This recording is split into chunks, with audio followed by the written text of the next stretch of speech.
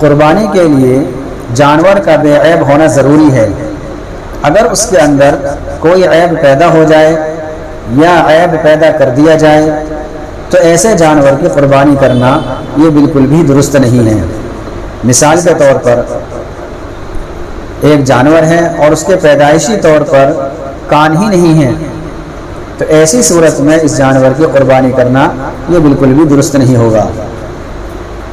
اسی طریقے سے ایک جانور ہے 4 تھن والا یا 2 تھن والا جانور ہے، اس کا 1 تھن اگر 2 تھن والا ہے یا 2 تھن اگر 4 تھن والا ہے، اس کے دونوں تھن خشک ہو گئے یا دونوں تھن اتنے زخمی ہو گئے، یا 2 تھن والا ہے تو 1 تھن اتنا زخمی ہو گیا کہ وہ اپنے بچے کو دودھ نہیں پلا سکتا، تو ایسے جانور کی قربانی کرنا بالکل بھی درست نہیں ہے۔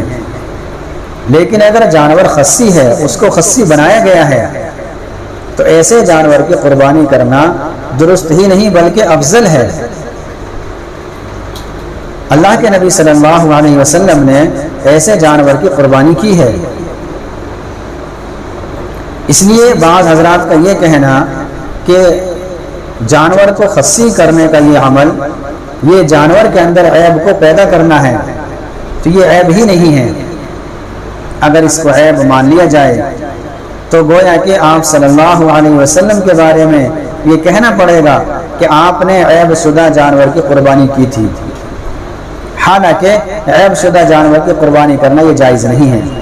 تو اس سے یہ پتہ چلا کہ یہ عمل یعنی جانور کو خصی کرنا یہ عمل یہ عیب میں شمار ہوتا ہی نہیں ہے، بلکہ یہ عمل کیا جاتا ہے اس کے گوشت کو عمدہ بنانے کے لیے۔